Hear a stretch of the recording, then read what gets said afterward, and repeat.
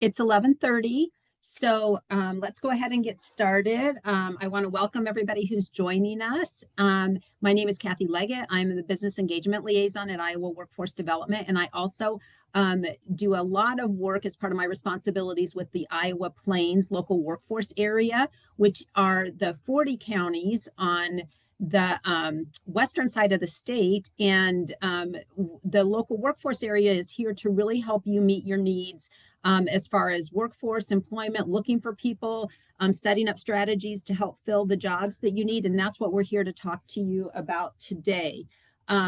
So we're going to do this quick. It's an intro, an overview, and then we definitely have opportunity for follow-up. Before I go any further, I do want to do a quick pass over the panel so you know who's with us. So I introduced myself. Sara, if you could do a quick intro. Hi, I'm Sara Blair, Director of Human Resources at Country Maid in West Bend, Iowa. Awesome. Thank you, Cindy. Hi, I'm Cindy Prewitt. I'm a teacher. I do talented and gifted and work-based learning in Sheldon, Iowa. Awesome. And Keith? Hi, I'm Keith Bunger, and I'm a program coordinator with Interstates. Yes. And Tammy, I know I'm putting you on the spot, but a quick intro from you. You're an integral part of our team here. Hi, I'm Tammy Erlbacher, and I am the one-stop operator for the Iowa Plains workforce area. So great. And I do want to do a thank you. Ben's behind our comms slide there, but Ben, thank you for your support in us getting this on air today. So filling your job, strategies that work, that's what we're here to talk about, and partnering to do that, and then keeping our communities thriving. These are all key pieces that go together. If you want to switch slide, Tammy. I just want to do a quick overview before we get to the real meat. We really are looking to focus on how do we develop local talent that can help retain our youth. We know in general, a general statistic is around 40% of our high school graduates are not going on to post-secondary education right after high school. They're looking to go into the workforce. And so how can we strengthen those connections and pipelines and get them prepared for those great high demand jobs we have in our area before they even graduate so that they can hop right into that. We know we have great opportunities and I want to make them available. We all do to our students graduating to keep them in our communities. Also, the structures that we have and the support we can offer helps assist community members with barriers to give them opportunities. And that's part of the workforce board work here. Not only do we help set up structures, but we also have opportunities where employers can they can help provide training for individuals who might have barriers, and the local workforce area will pay their wages while they do that. So we're always looking for partners because that again strengthens our community. We want to increase retention. That is vital, and some of these strategies really help do that. And the one thing I want to put in your mind on that too is not only in hiring to retain employees, but in upskilling current employees. We also can provide support for how you set up those programs, and that really can help with retention. And then filling jobs with individuals who want to live locally. I want to just give an example. If you think about the people who maybe apply for jobs in your area, who they've lived there, they're living there, they've lived there for years, they love living there and they want to stay, but maybe they have a job change or they need to upskill or something happened to their employment. Let's make some training and workforce opportunities available for those individuals because we know they want to live in our communities and we want to keep them there. So quick, just a little overview. And then Tammy, I have one more slide I want to go over before I'm going to turn it over to the panel. This should be the continuum. There we go. And this is a lot of info. And so you do not have to remember this. It's just to tell you we can help you talk through this because these strategies can be overwhelming sometimes. But I think as an employer, you want to think about what are my goals? Do I want to increase awareness about our industry? You know, we need to get more people coming into this industry or about our organization in general. So are those my goals? And then how much time and resources do I want to spend on strategies? You definitely have to take that into consideration as well.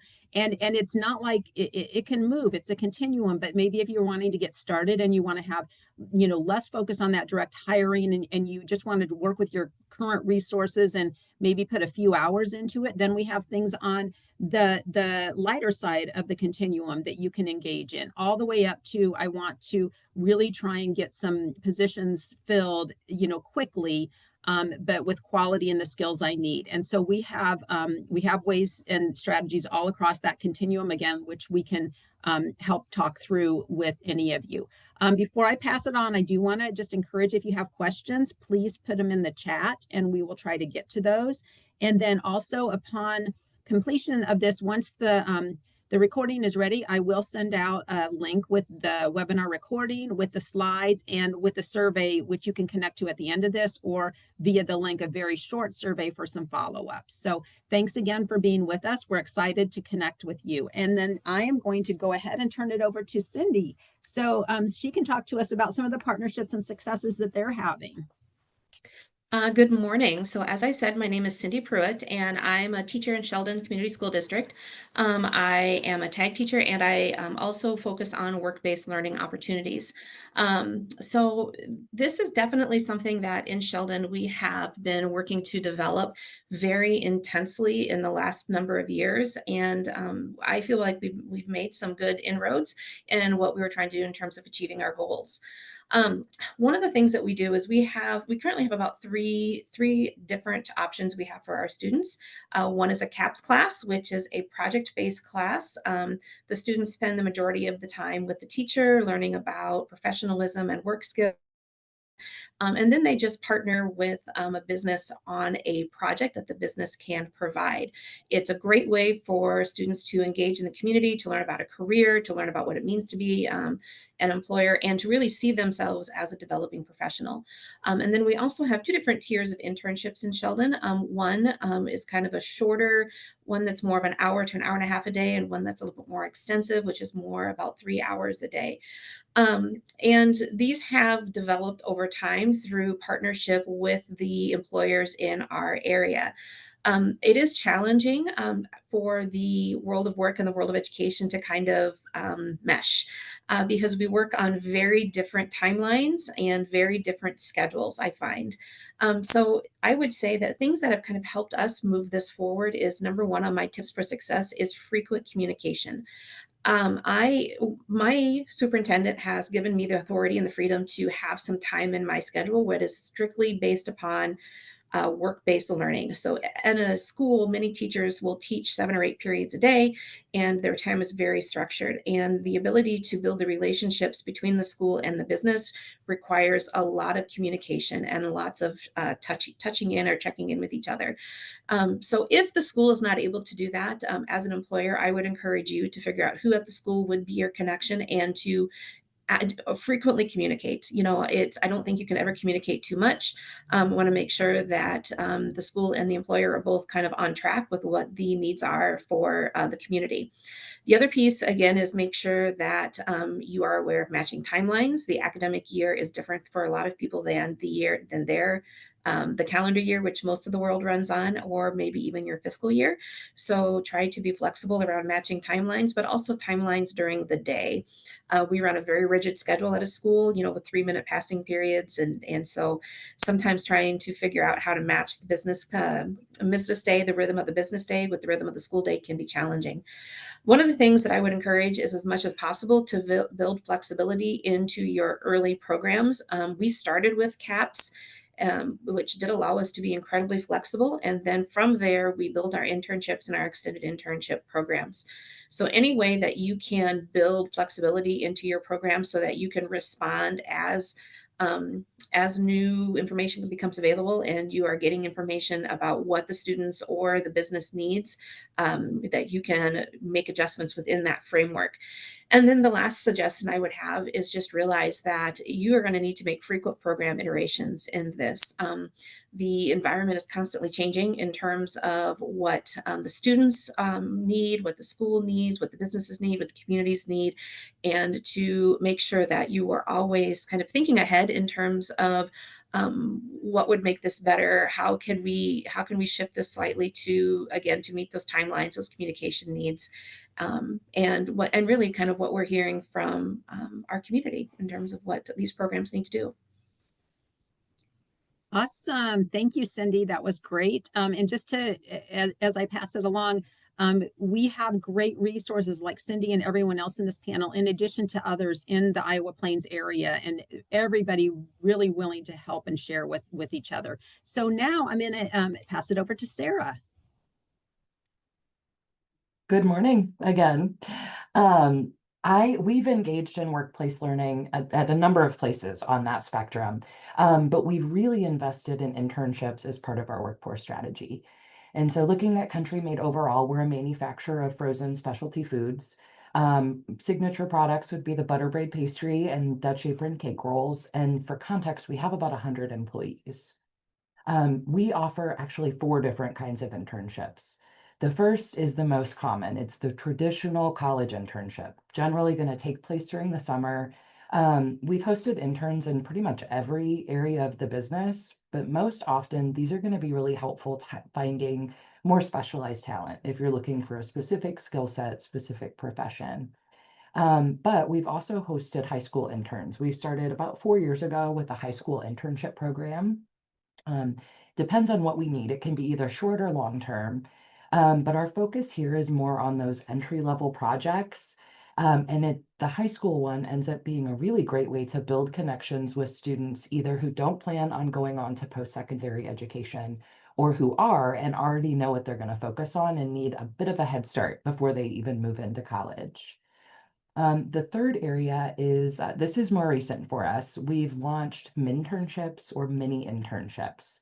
These are really short term. It can be anywhere from 2 days to 2 weeks and focused on a specific problem or project, well, sometimes problem, with a shorter timeline. Some examples of this, we had a mintern in our IT department that was doing some cable mapping for about 2 weeks. In research and development, we needed some help baking up some sample formulations of new recipes for about a week and a half. And so much more short term, but still allowed us to develop those relationships. And then the fourth area is more project-based internships for adults.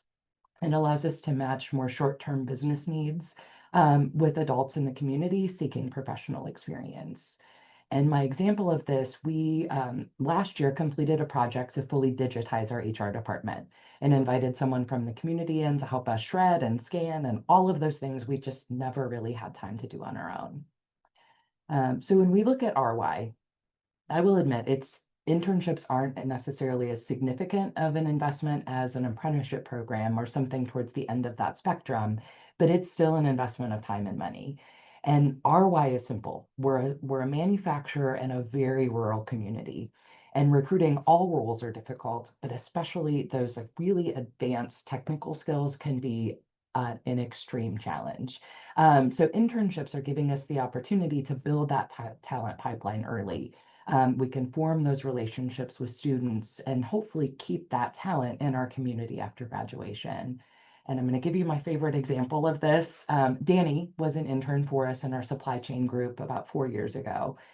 We maintained that relationship with him after graduation, hired him full-time, and now he's been with us full-time for 3 years. He's been promoted once, and probably the best part of this, we didn't lose him to a major metro area. We gained an incredible employee, and we strengthened our local workforce. And so when you look at structure, if it seems overwhelming, I have kind of 3 points that we try to stick to with especially our long-term internships.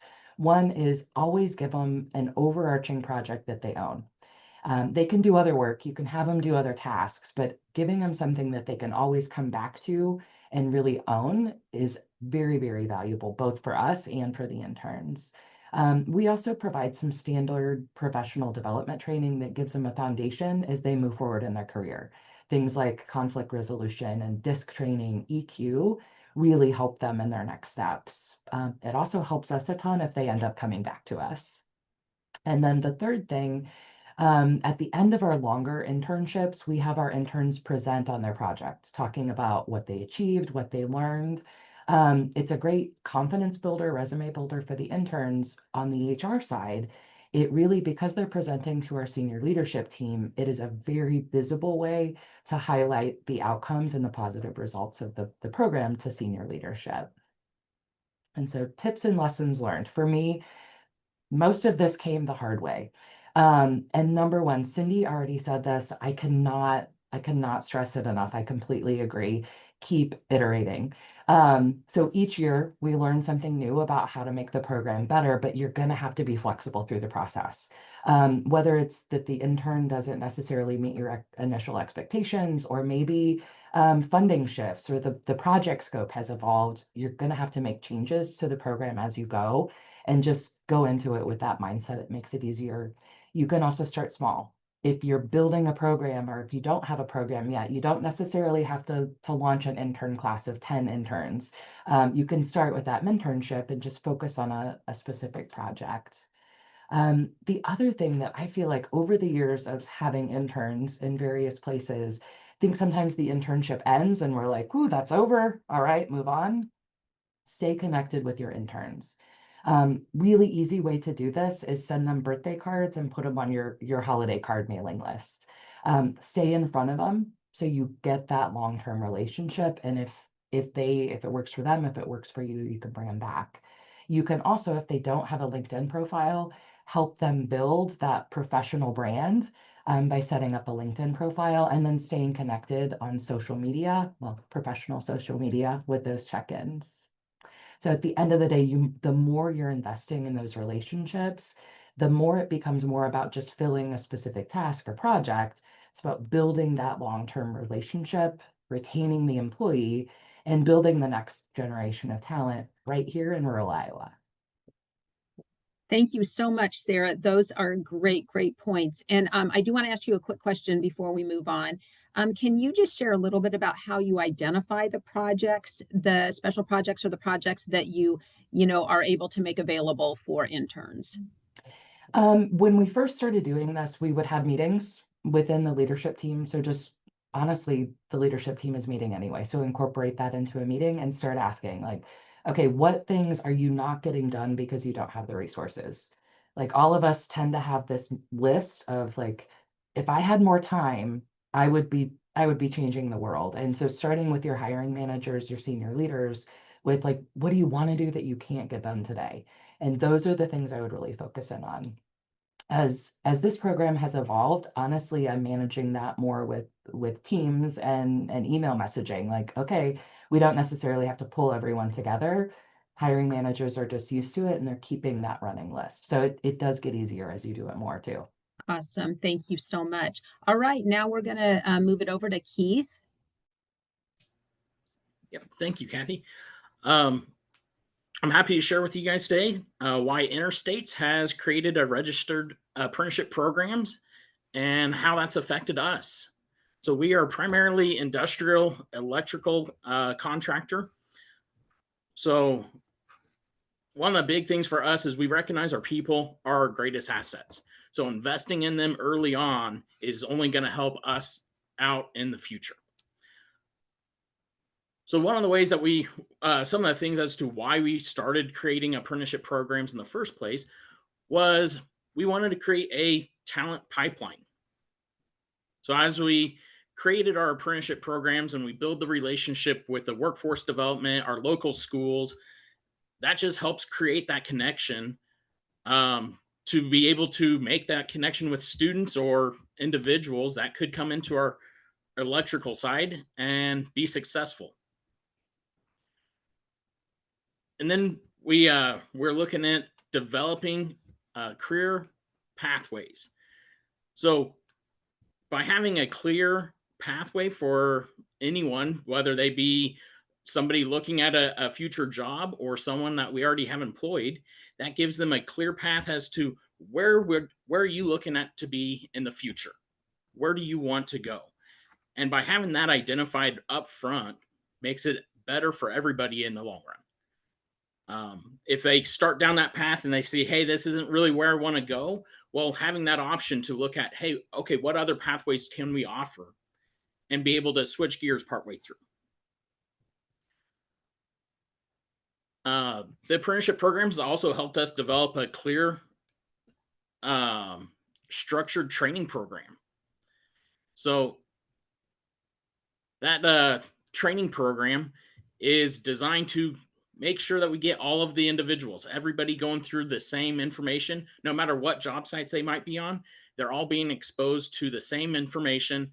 So by the time they get done with our apprenticeship program, we have a well-rounded individual. No matter where they go, what they do, they will understand, hey, this is what I need.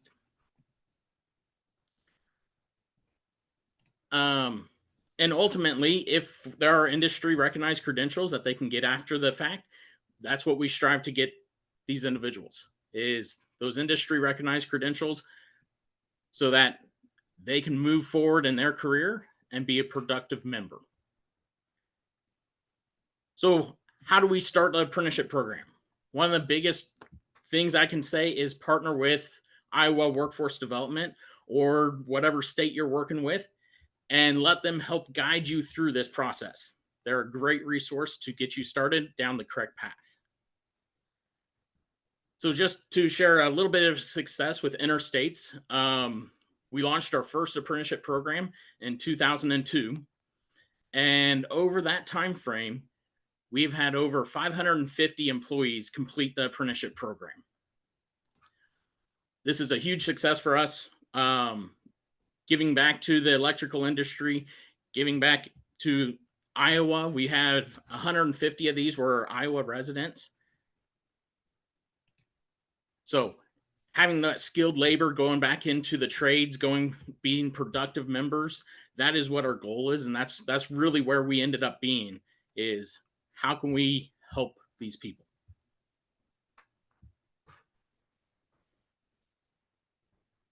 Very good. Thank you so much, Keith.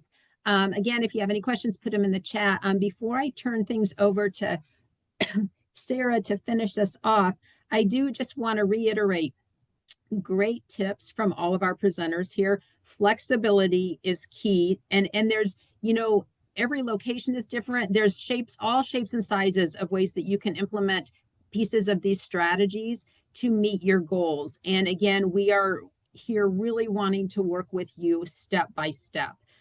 So Sara, take it away, and you can wrap us up. Okay, so next steps, if you're interested, I think we'll all admit it can be overwhelming as you're trying to do your job and you're trying to just fill these openings, and it seems overwhelming to add new elements to it. What I will absolutely tell you again and again is workforce development will be your partner.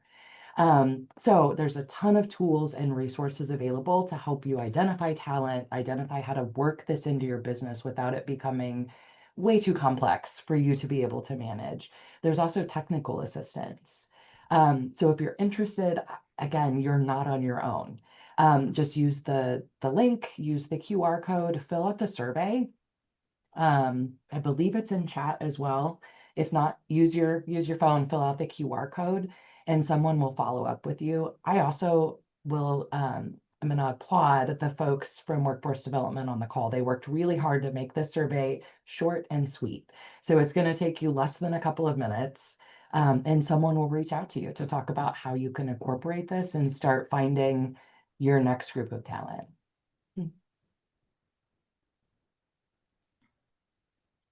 All right, we're going to go ahead and switch slides. We do have one slide that we want to put up for a few minutes that have our email addresses. Everyone on the call is happy and willing to provide more information, answer any questions if you want to reach out specifically about something that they have worked on and something that they have said. So we're going to leave that up there for just a few minutes.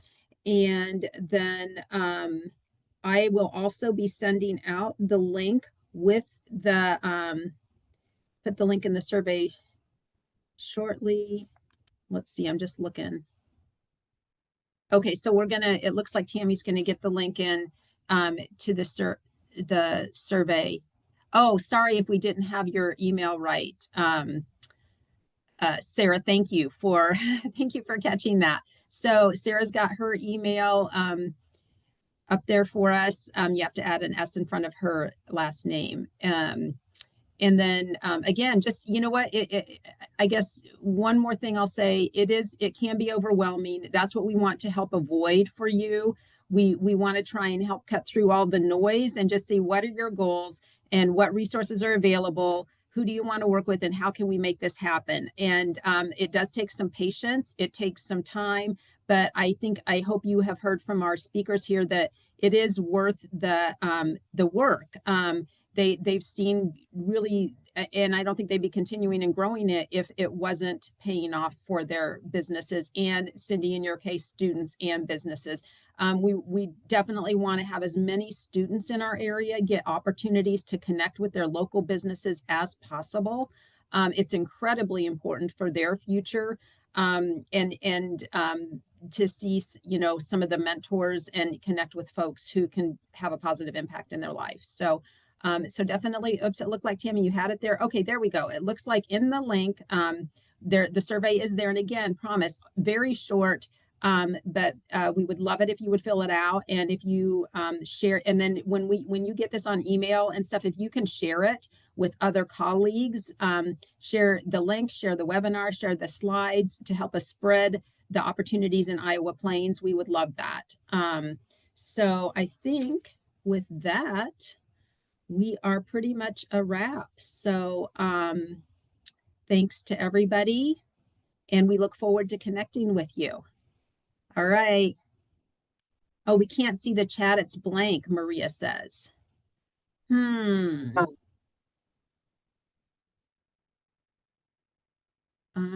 don't know what the problem is. And so what I will say to folks is just look for it in the email too, and I'll get that out as soon as possible.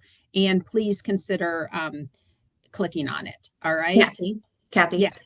It looks like it just needs to be resent. I think that the chat right now was just for she just sent it out to everyone. Oh, perfect. It was only sent out to the panelists. Thank you for catching that. Okay, thanks. It takes a team here, just like this, to get that out. Okay, thanks. And Maria, thanks for letting me know that. So, okay, everybody, there's your chance. We'll leave it there for a second, and I hope you all have a great rest of the day.